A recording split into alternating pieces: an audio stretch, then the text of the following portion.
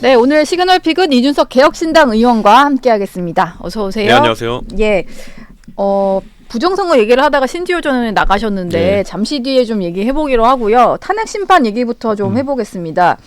국민의힘에서는 이게 계엄 당시에 어떤 언론 인터뷰라든지 국회에 와서 했던 진술과 탄핵 심판정에 가서 하는 진술이 좀 달라지는 사람들을 타겟을 삼고 있는 것 같아요. 네. 그러면서 특히 홍장원 전 국정원 1차장 같은 경우는 오염된 진술, 뭐 허위 메모 이런 지적을 하고 있는데 이건 좀 어떻게 보시나요? 실제로 좀 진술이 미묘하게 달라지는 것들이 있잖아요. 뭐 어차피 전부 다 뭐 녹취된 걸 바탕으로 얘기하는 건 아닐 테니까요. 조금씩 달라지는 부분이 있을 거고.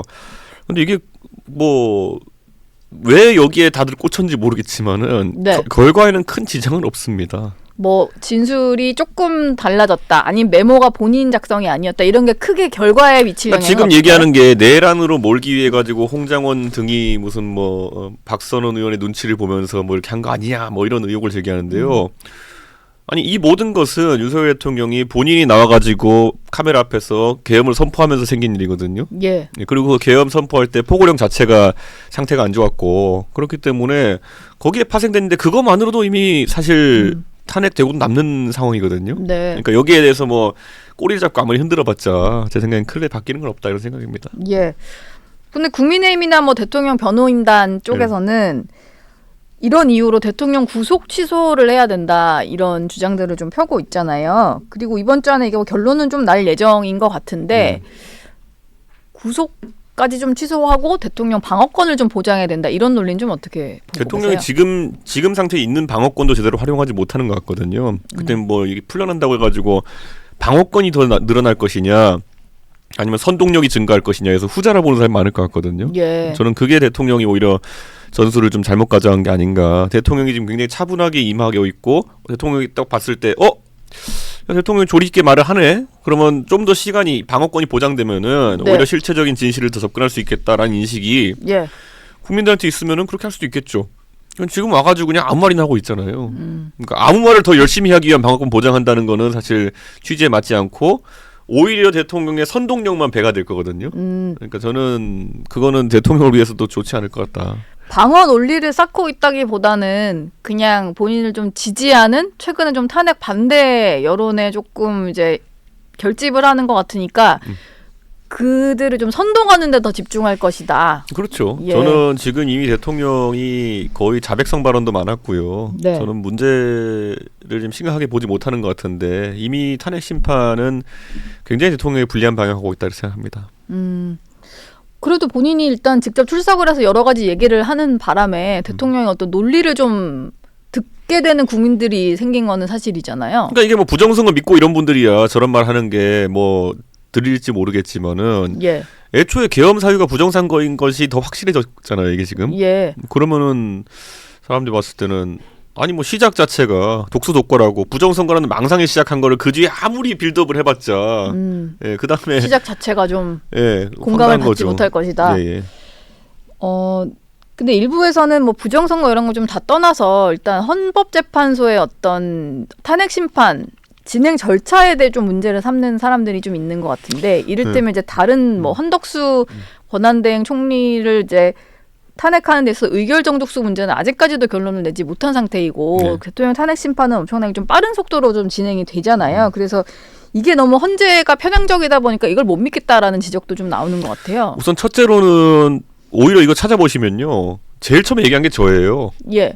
예전 뭐 제가 얘기할 때는 신경도 안 쓰고 있다가 제가 헌법재판소에 일들을 다 집어넣으면은 선입선출의 원칙에 따라 가지고 먼저 탄핵 심판 들어간 사람 거 결론 내고 대통령 탄핵 결론 낼 거냐 뭐 이런 거 다 얘기했을 때는 그저 그냥 이게 뭐지 하다가 지금 와가지고 마지막 지푸라기로 이제 보수층에서 잡고 있는 거거든요. 아, 이 의원이 먼저 얘기를 하셨군요, 이 부분에 대해서. 전 2달 됐을걸요, 이거 얘기한 지요. 그러니까 저는 미리 항상 방송에서 제가 다 얘기해요, 그런 거를. 그런데 지금 가서 하다가 이제 막 그 우가우가 하는 방향으로 가가지고 뭐 세력 대결하는 방향 가다 안 되니까 이제 와가지고 논리적인 허점을 찾아보려고 노력하는 거 아닙니까?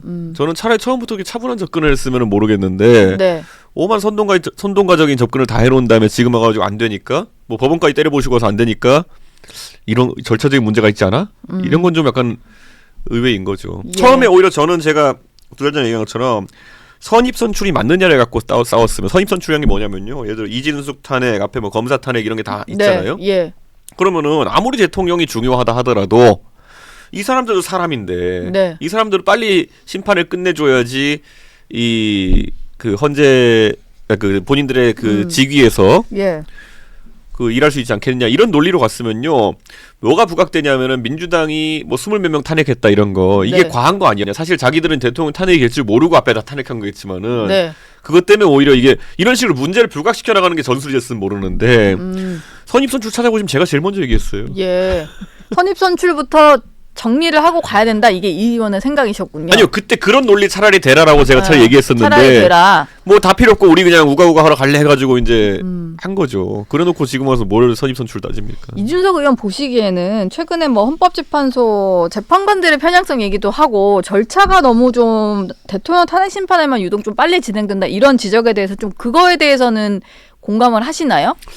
저는 대통령 탄핵이 원래 과거 선례를 봤을 때 노무현 대통령 때나 박근혜 대통령 때 보면은 60일에서 90일 정도로 이제 진행이 됐잖아요. 예. 저는 이번에도 그와 크게 차이가 안 나는 것 같거든요. 속도상으로 봤을 때는. 예, 이미 대통령이 탄핵 모드에 들어간 지 2달이 됐고 60일이 지났잖아요. 그러면 다음 한 달 사이에 결론이 나는 것이 이상하지 않은 상황이거든요. 네. 그러니까 저는 뭐 전례에 비춰봤을 때 특히 이례적인 건 아니다. 이례적인 것은 아니다. 편향성 문제나 이런 거에 대해서도 그렇게 문제 삼을 만한 건 아니다. 이렇게 보세요? 아니 뭐 박근혜 대통령 때는 편향적이라고 안 했습니까? 다 그런 주장을 뭐, 하죠. 예. 예. 원래 감옥소에 가보면 억울해서 감옥 온 사람 없고요. 아니 예. 그 억울하지 않은 사람 없고요. 네. 그 재판받을 때 보면은 다 무죄 주장 안 하는 사람 없고요. 저는 당연히 대통령과 대통령을 사랑하는 사람들 입장에서는 그런 절차적 문제, 뭐 편향적이다 이런 건 할 수 있겠지만은 글쎄요. 저는 윤석열 검사가 과거에 그 스타 검사 시절에 수사하던 방식을 보면은 억울해 자살한 사람도 많았어요. 네, 막 장군들을 막 일부러 수갑 채워가지고 모별적으로 앞에 주고 네. 친구였던 검사 이렇게 해가지고 압수수색하는데 애들 학교 가고 이럴 때 다 이렇게 지나가지고 해야 되는데 예. 모멸적으로 해가지고 그분 돌아가시고 그게 잘했다는 게 아니라요. 예. 근데 그걸 그 당시에 아니 이런 중차대한 사건 수사하다 보면 그럴 수 있는 거 아니야라는 논리로 회피했던 거거든요. 저는 앞으로 최대한 그런 인권 수사나 네. 아니면 그런 방어권 보장 같은 거는 우리가 해야겠지만은 윤석열 한동훈조가 할 말은 아닌 것 같은데요. 예. 그동안 그들이 검사로서 했던 것들에 비춰봤을 때 예. 이제 와서 본인이 당하는 상황을 뭐 말할 상황은 아닌 것 같다. 기준점이 사람마다 다르긴 한데요. 저 같으면 철저하게 인권 수사나 아니면 이런 방어권 보장에 대해서 제가 만약에 그런 법조인이었다면은 그런 걸 최우선시하겠지만은 네. 어떤 분들은 수사 성과를 중요시 생각하면은 강압적 수사할 수도 있죠. 어떤 분은 책에서도 쓰는 거 봤는데요. 뭐 윤석열 검사 추정되는 사람이 자신에게 하도 강압적으로 이렇게 해가지고 의자의 앉은 자리에서 소변을 봤다 이런 얘기도 이제 책에 나온 경우가 있었거든요. 예. 그러니까 누군지 알겠네요. 네, 누가 쓰신 건지. 네, 유명한 인물이거든요. 그러니까 저는 이런 거를 봤을 때 참 대통령께서 지금 억울하시겠지만은 억울한 것도 사실 왜 억울한지도 공감 못하는 분들이 많거든요. 왜냐하면 계엄의 첫 단추가 그 망상이었다는 것이 국민들이 인지하고 있는 부분이기 때문에 조금은 그래서 국민 정서와는 닿지 않은 상황인 것 같다. 지금 부정선거 의혹을 최근에 제기를 하면서 선관위였던 선거 부실 관리 얘기하면서 탄핵 반대 집회까지 나서고 계신 게 전환길 한국사 강사인데요. 특히 요즘에는 헌법재판소의 편향성 문제를 많이 지적을 하십니다. 특히 뭐 일부 우리법 연구회 소속 사람들이 많이 포진이 되어 있는 점이라든지 그분들과 연관된 사람들이 대놓고 이제 대통령 탄핵해야 된다 이런 입장을 공개적으로 내는 상황, 이걸 조금 우려를 하고 있는데 그러면서 쓴 표현이 헌재에서 대통령을 탄핵한다면 제2의 을사오적이 될 것이다 이런 표현까지 좀 썼어요. 근데 전환기 선생님의 좀 호응 가는 사람들도 확실히 좀 많은 건 사실이거든요. 그러니까 이게 원래 국가적 그런 어떤 혼란 상황 속에서는 말 세게 하는 사람이 뭐 시원하다 이런 소리 들으면서 각광을 좀 받아요. 옛날에 독일이 혼란에 빠져 있으니까 아주 뛰어난 웅변가 하나가 세상을 휘어잡지 않습니까? 네. 근데 뭐 그게 그 나라를 위해서 긍정적인 현상이었냐는 약간 차치하고 그 나라는 그것 때문에 분단도 되고 나라 망할 뻔했어요. 망했죠 실제로. 네. 그러니까 저는 이게 말을 하면요 극단적인 합법은 되게 구사하기 쉬워요. 네, 어려운 거 아닙니다. 다 때려 죽여라, 다 뭐 잡아 넣어라, 다 사기꾼이다, 다 뭐 이런 거 있잖아요. 보면은 네. 예. 다 편향돼 있다. 뭐 대통령도 그 합법 심하거든요. 싹 잡아 넣어라, 뭐 싹 사기꾼들이다, 뭐 이런 싹을 많이 쓰시거든요. 예. 그거 어려운 거 아니에요. 그런데 그거를 잘한다고 생각하면 이제 착각인 거죠. 그런 식으로 옛날에 보면은 그 썰전이라는 프로에서요. 네. 그 전원책 아저씨가 나오셔가지고 맨날 했던 말이 뭐냐면은 모두 다 단두대로 보내버려 이런 거. 그런 분 정치에 직접 넣어놓으니까 조강특인가 시켜놓으니까 바로 쫓겨나잖아요. 예. 그러니까 이게 말하면서 그냥 싹 다 뭐 잡아 넣어라, 다 죽여라, 이거 되게 쉬운 합법이에요. 예. 그럴 수는 있지만 결과적으로 뭔가 아니 아무 알맹이 없는 내용이라니까요. 알맹이는 없는 거고. 예, 뭐 다 싹 다 잘못했다, 뭐 총체적 부실이다, 뭐 선관위가 이런 거 아무 의미 없는 얘기고. 네. 그냥 논리적으로 들어가가지고 하나 살펴야 되는 건데. 조남길 씨 여기 나와서 신나게 얘기하는데 토론은 거부하잖아요. 맨날 이준석이 뭐 모른다 그러고. 예.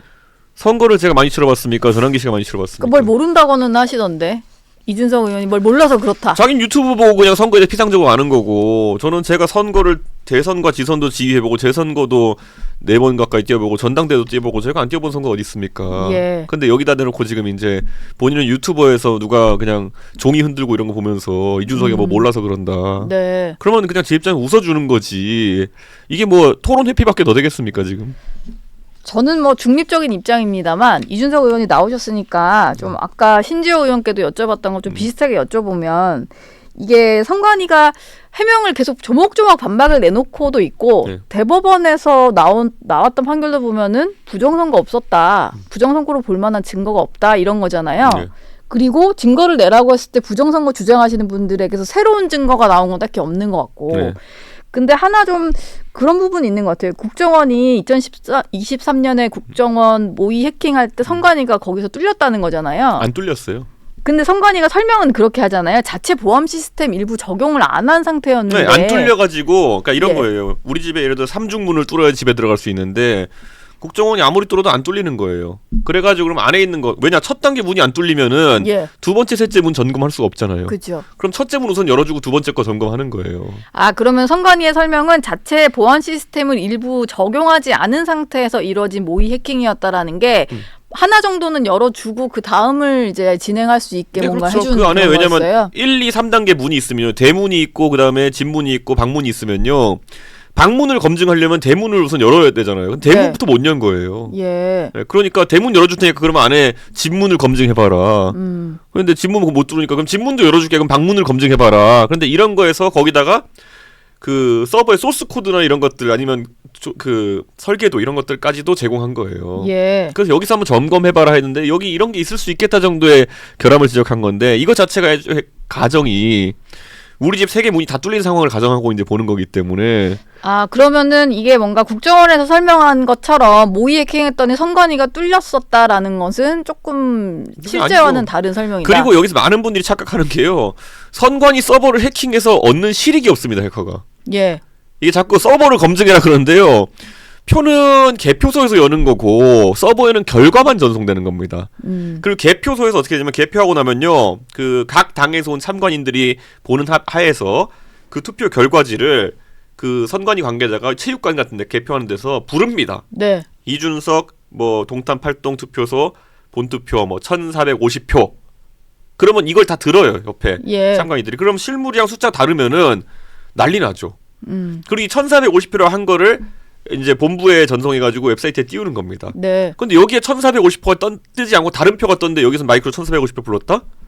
난리 나죠. 그러니까 이걸 조작할 수가 없어요. 그러니까 의미가 없어요. 예. 그러니까 체육관에서 수많은 사람들이 1450표를 들었는데 네. 여기에 1800표를 올린다?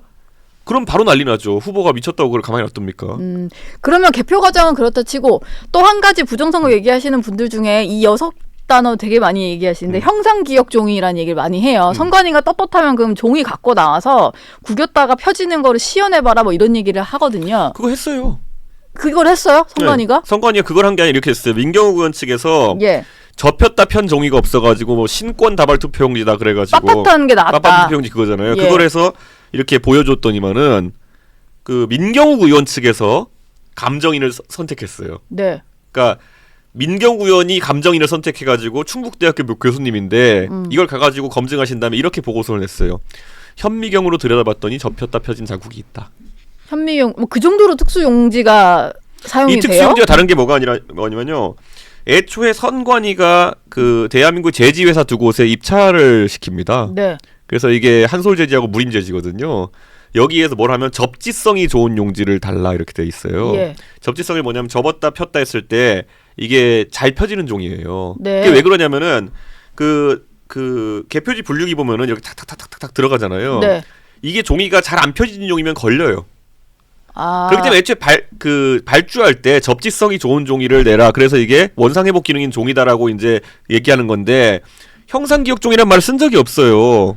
그건 선관위는 쓴 적이 없다라고 하는데 접힌 후에 원래 상태로 돌아올 수 있다라는 표현은 돌아올 수 있다. 잘 보니까. 돌아오는. 그러니까 예. 뭐냐면 종이라는 게 접혀가 접힌 상태에서 유지되는 것이 아니라 펴면은 다시 이렇게 그 펴진 상태로 되는 그런 종이를 써야 된다는 건데 네. 이게 그러니까 발주를 애초에 그렇게 됐어요. 무림재지랑 예, 그 한솔재지에. 한솔재지에. 예. 그러니까 이거는 그거 공고를 그렇게 낸 걸 갖고 이렇게 얘기하는 건데. 근데 제가 들으면 들을수록 예. 제가 사실 뭐 전환길 선생님을 여기 모시게 된 것도 토론회를 좀 어떻게 주선을 해볼까라고 하다가 했는데 다들 토론회는 안 한다고 하셨는데 이게 각자의 어떤 논리가 워낙 뚜렷하다 보니까 얘기를 하다 보면은 아니 선거 해본 적도 없는 양반이 유튜브 보고 논리가 뭐가 있어요 그냥 그 유튜브 논리 차용하는 거지. 예. 그러니까 이거 다 선거 재판 판결문 보면요. 그럼 단어를 바꿀게요. 각자의 논리보다 각자의 신념이 워낙 강해서 여긴 신념이고 전 논리죠. 예, 그러니까 신념이 되게 강하셔서 그 예를 들어 이런 것도 있어요. 민경구 네. 의원 측에서 그 대법원 판결 난 거 보면 얼마나 황당하냐면요. 아마 방송 들으셔보신 분이 뭐 일장이 투표지, 뭐 배추님 투표지 이런 걸 거예요. 예. 일장이 투표지란 게 뭐 도장이 뭉개져서 동그랗게 나온 건데, 네. 그 이게 부정선거의 증거라는 거예요. 그래서 재판부에서 그럼 일장이 투표지인가 200 몇 개를 확보해가지고 까봤어요. 예. 그랬더니 어떤 결과가 나온 줄 아세요? 그러니까 일장기 투표가 조작된 투표지라고 하면은 민경우를 떨어뜨리기 위한 투표용지여야 되잖아요. 예. 그러니까 막 상대가 정의령 후보였는데 네. 정의령 후보 포함한 뭉텅이로 나와야 되잖아요. 민경우 140표 대 정의령 110표예요. 아, 뭉개진 투표용지를 보니까 민경국 당시 후보에게 더 유리했군요. 그 그러니까 표만 보자면. 이 주장이 맞다 그러면은 민경구 의원을 당선시키고 싶은 사람이 부정선거를 했다는 거예요. 예. 그러니까 이게 그냥 판결문 보면요 코미디예요. 그런데 판결문 읽어보라 그러면은 안 읽어보고 계속 이제 형상기억종이 무슨 배춘입중 뭐 이러고 그런 있는 얘기 거죠. 하시는 것 같아요. 판결문 읽어봤다. 근데 판결문이 잘못됐다. 뭐 이런 얘기 하시는 것 같더라고요. 그리고 대법원은 선거 모의 소송은 또 단심제니까 이게 뭐 1심, 2심 거쳐서 간 게 아니라 대법원에서도 얼마든지 한 번의 그 선고로 잘못된 판결문이 나올 수 있다. 이런 논리인 아니 근데 것 그게 같아요. 그래서 아까 말했듯이 빳빳한 투표용지도 예. 그 감정인을 그래서 민경구 의원이 골랐다니까요. 그러니까 충북대 교수님을. 그리고 나중에 개표기 뭐 검증하자 그래가지고 예. 개표기 검증인 거면 데리고 와봐라 그랬더니만은 네. 그건 또 못 데리고 오고 돈을 안 내가지고 검증 못했어요. 그러니까 검증 포기죠. 민경구 의원 측에서. 지금 그 부정선거 얘기를 하다가 오늘 좀 새로운 인물이 언론에 등장을 했는데 이게 뭐 미국의 부정선거를 좀 널리 알리겠다라고 하는 애니첸이라는 분이 있는 것 같아요. 근데 그 이준석 의원도 관련된 인터뷰를 보니까 이분에 대해서 좀 들은 적이 있다. 근데 이분이 뭔가 부정선거와 관련해서 배후에서 여론을 좀 확산시키는데 영향을 행사하시는 제가 한 분인가요? 두세 달 전쯤부터 뭐 저랑 아는 인사들이 애니첸이란 분을 주목해라라는 얘기를 하더라고요. 예. 근데 이분이 정확히 어떤 역할을 했느냐를 제가 물어봤더니만은 그때 그들의 주장으로는 그 전해주신 분들 주장으로는 초기에 부정선거 관련해서 유튜버들한테 물심양면으로 좀 도왔던 것이 아니냐는 의혹이 있다. 예. 그러니까 자금을 좀 대고 이랬던 거 아니냐는 의혹이 있다라고 했는데요. 네. 그 이번에 보도한 한국일보에서 심층 취재를 좀 한 것 같더라고요. 그래서 좀 그런 부분이 나올 것 같은데 저한테도 이제 설명하고 그래서 제가 아는 부분을 얘기하고 했는데 보도는 어떻게 나올지 봐야죠. 이분이 근데 뭐 본인도 이렇게 그러니까 뭔가 부정선거라고 믿는 사람이면 그런 여론을 가진 사람들을 좀 도울 수는 있는 거 아닌가요? 근데 좀 뭔가 주도적으로 이런 여론을 확산시키기 위해서 그러니까 활동을 한 것 한국 같다? 시민권자도 아닌 사람이 예. 왜 다른 나라의 선거에 관심을 가지고 이걸 미국에 알리겠다 했느냐라고 하는 거는 저의 주변에 이런 것에 좀 빠삭한 분이 얘기하면은 개인 행동이 아닐 수 있다는 얘기를 하는 분들이 있죠. 예. 개인 행동이 아닐 수 있다 하면 예. 뭐 정부 차원에서도 거기까지는 이제 확답 못 하겠습니다만은 개인이 이런 예. 걸 단순 관심사에서 하진 않았을 것 같다는 얘기를 많이 합니다. 알겠습니다. 최근에 그 이준석 의원은 일찌감치 조기 대선이 되면은 출마하겠다라는 얘기를 하셨고 네. 40대 기수론 얘기를 하셨어요. 근데 그 이후에 뭐 한동훈 전 대표와 좀 가깝게 지내는 분들이 언더 73이라는 네. 활동을 시작을 하면서 이게 한 전 대표가 본인이 그런 건 아닌데 약간 젊은 정치인 이미지로 뭔가를 하려는 게 아니냐라는 해석이 나오니까 그거에 대해서 이준석 의원이 컨셉 잘못 잡은 것 같다. 네. 73년생은 손주 볼 나이이다. 뭐 이런 얘기를 하셨잖아요. 요걸 가지고 또 뭐 신지호 전 의원은 조선 왕조 시대로 가서 정치를 하라 뭐 이런 얘기까지 조선 했는데. 아니고 저희 외갓집 얘기예요. 아 그런가요? 네, 조선까지 갈 것도 없어요. 신지호 선배는 어떤 관점에서 조선까지 가신지 모르겠지만은 예. 예전에 결혼 연령이 한 26, 27이던 시대가 불과 15년 전이에요. 그러면은 26을 결혼해가지고 1년 만에 아이 낳고 26 또 1년 만에 아이 낳으면 그게 손주 볼 나이죠. 예. 53. 내 주변에 케이스가 있다. 조선왕조까지 갈 필요도 없다. 이런 말씀이시군요. 아마 신지호 그 선배는 몇 살에 이제 낳으셨는지 모르겠지만은 그때는 그게 표준이었을걸요. 예. 예. 알겠습니다. 예. 근데 뭐 이 젊은 정치인 컨셉은 뭐 그렇다 치고 뭐 한동훈 전 대표가 만약에 정치 복귀를 한다고 하면 그래도 이준석 의원과 이번 뭐 탄핵 뭐 비상개혁 탄핵 국면에 있어서는 조금 결이 맞는 부분이 있지 않을까 싶어서 그 뭐 주변 사람은 다 빼고 두 사람만 보자면은 뭔가 같이 할 수도 있는 걸까요? 아니요, 저는 처음부터 술 안 먹는 윤석이라고 했는데요. 예. 네. 술 안 먹는 윤석 여전한 생각이십니까? 네, 그거에 대해서는? 저는 제가 뭐 그걸 대뜸 얘기한 것도 아니고 계속 관찰하고 또 정치하는 모습을 보면서 예. 이게요, 그러니까 젊다는 게 본인이 젊은 것보다 젊은 사람들과 소통하고 그들과 뭐 관점을 일치해가는 과정이 중요한데요. 네. 그 분야에서 지금 가장 잘하는 분 중에 하나는 홍준표 대표일걸요. 젊은 층과 소통하는 부분. 예, 예.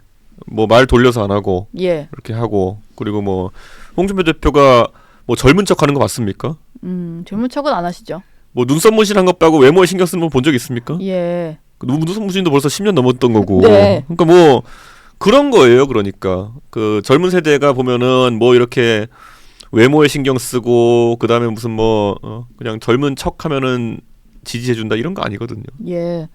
근데 홍준표 시장 같은 경우는 젊은 층과 소통은 하시는데 젊은 층의 조언을 들으시는 것 같지는 않은데 그건 뭐 소통이라고 할 수 있을까요? 그냥 대화 정도 아닙니까?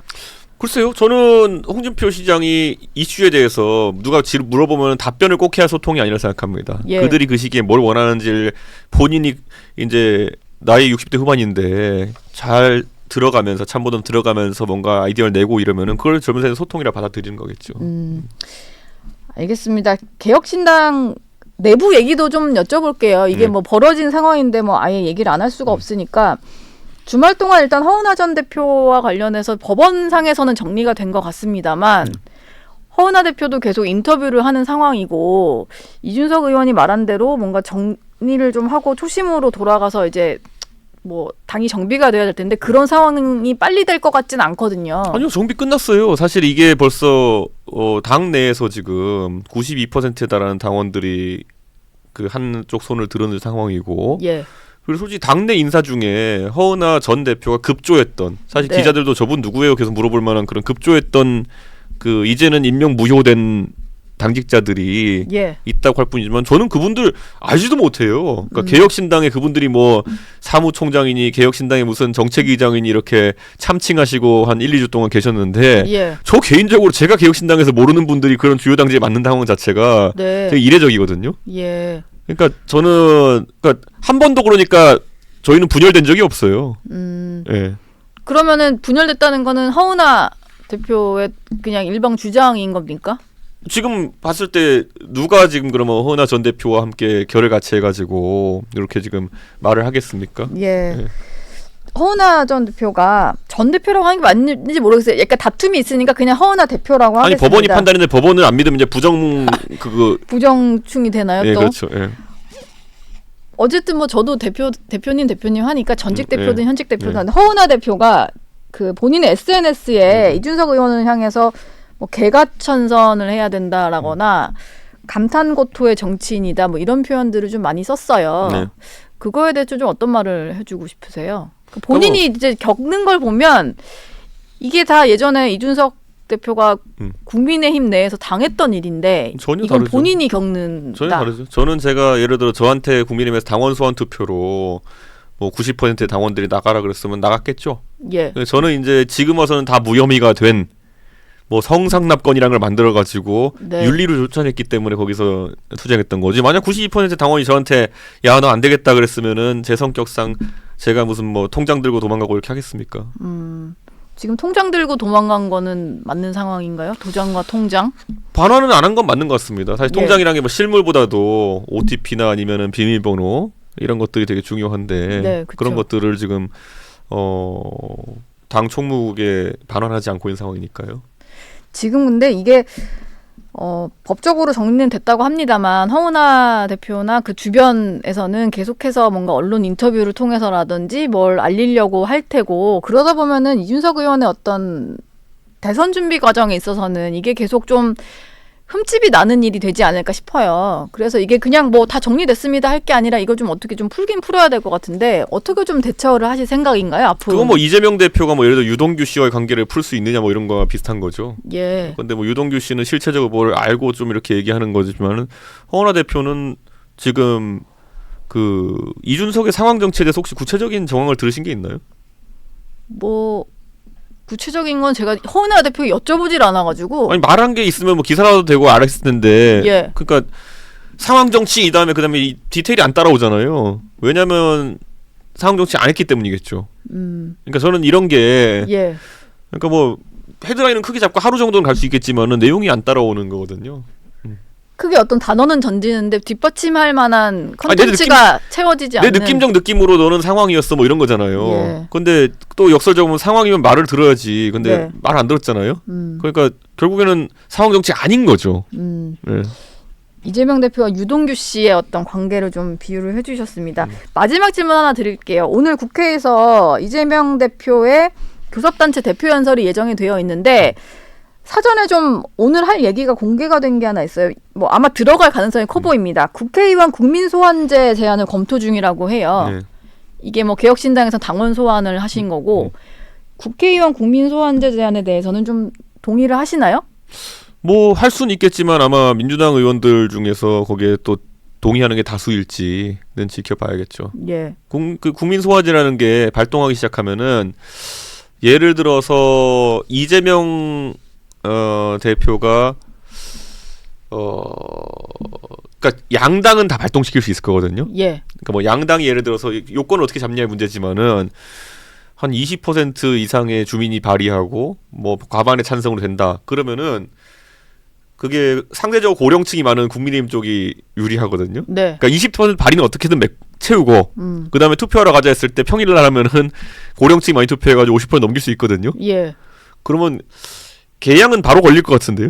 개양은 바로 네, 개양은 그 제도가 가능해진다? 하면 뭐 바로 활동 걸릴 것 같은데요. 예. 개양구에서 20% 어떻게든 모든 조직을 총동원해서 전국에서 막 개양에 아는 사람 다 전화해가지고 이거 서명하게 만들고 그 다음에 투표하면은 나이 드신 분들이 많이 투표해가지고 예. 그러니까 제도적 안정성이 중요한데 네. 뭐 그런 거는 아마 국회의원들이 굉장히 불안하게 생각할 겁니다. 지역마다 상황이 다를 수 있기 때문에 그걸 어떻게 짜는지가 좀. 그러니까 이름이 알려진, 그러니까 시장 군수는 소환이 잘 안 되는 게 이름이 잘 안 알려져서 그런데요. 예. 이름이 잘 알려진 이제 국회의원 정치인일수록 소환에 취약합니다.